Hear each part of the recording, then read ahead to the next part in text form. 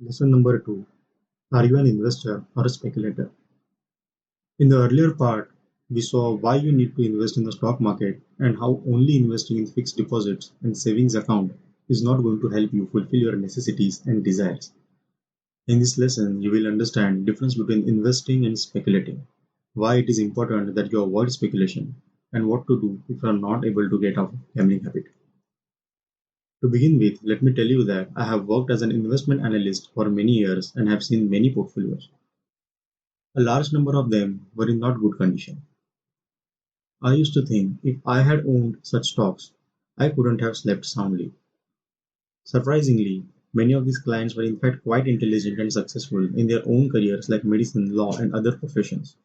And this made me think, how could these seemingly intelligent people invest in these bad companies and then see the money they have earned through a lot of hard work burn? The reason partly lies in the fact that stock investing is in a way a complicated field and feels foreign to most of these people with so many arcane terminologies and definitions and ratios, etc. Another and little deeper reason is the financial market is not an exact science like engineering or mathematics or chemistry or even medicines. Even in law, there are boundaries within which lawyers argue and there is a judge to make a final decision. It is not so difficult to do that in the stock markets where 2 plus 2 is not necessarily 4 and you can make money purely out of luck. Lack of knowledge, lack of time or patience to learn all that is required, overconfidence in one's own judgment, and unwarranted optimism lead all these intelligent people to act on stupid impulses, greed, and other people's tips and opinions. They work so hard for many years to become successful students, professionals, and businessmen, and then, in a small phase of impulsive behavior, lose their entire savings just by following someone's advice mindlessly. Let me tell you that these people were not investing at all. It was called speculation. And I don't want you to fall in this trap of speculating, and certainly not without being aware that you are speculating. Graham was one of the early ones who clearly defined what investing actually is and how it differs from speculating.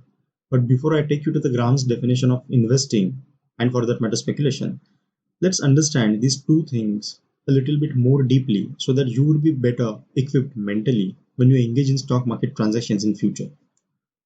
I need you to internalize these concepts properly as these are going to be your cornerstone of investing approach.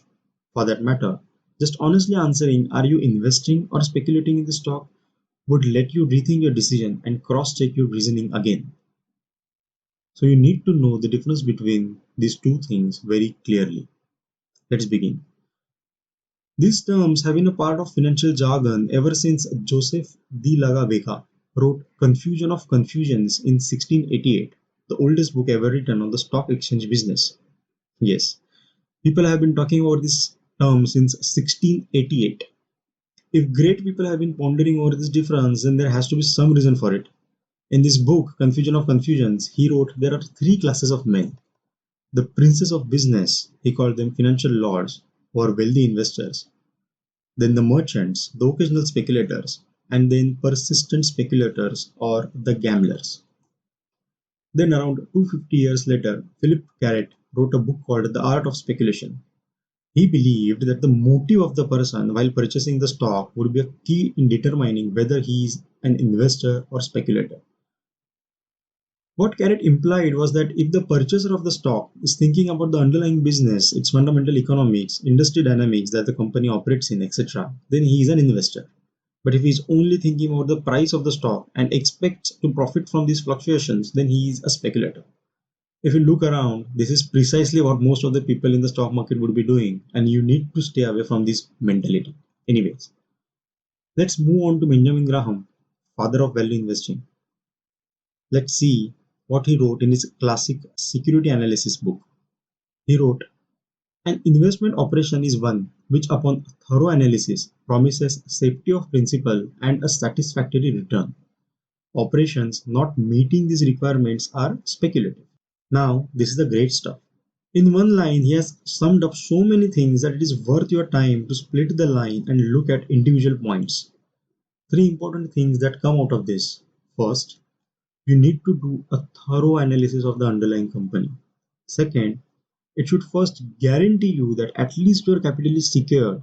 Forget about the profits, but you won't be losing your invested capital because of this investment in the long run. And third, and the last, it promises a satisfactory returns. The word satisfactory is very important here. It means you should avoid both extremes. One end would be a scenario where the investment is safe but just won't give you any meaningful returns. And the other end is where you expect too much, which is driven by your greed. While making an investment decision, you may ask yourself these 3 points we just mentioned to ensure that you are indeed investing and not speculating. However, if you open financial news channels or speak with brokerage house people, you won't see them considering this vital difference. It is partially because many of the participants in the market, including these financial media that make money by sensitizing short-term news and brokers who earn brokerage on the amount transacted by you and hence want you to speculate more and make more transactions. The interests of the system are so misaligned that it wrongly supports more speculation and less investing. So, in a way, you are on your own when you venture into this investing world, and most of the people you would be dealing with the stock market would be there to fill their own pockets than yours. Another simpler definition between investment and speculation was given by John Bogle in his famous book, The Clash of Cultures. In this, he emphasized on the time duration for which you have made the investment to point out difference between investing and speculating. He said, investment means long-term ownership, whereas speculation is more short-term trading. So to sum it up, there are three different types of distinction between investing and speculation. First, as per the carrot, it was the focus of the investor, that is whether he is looking at the underlying business or the stock price. Whereas, as per Graham, he emphasized on the underlying reason behind the investment, which is based on thorough analysis, safety of capital, and expected rate of returns. And third, Bogle stressed upon time horizon, that is whether you are investing for the short term or the long term.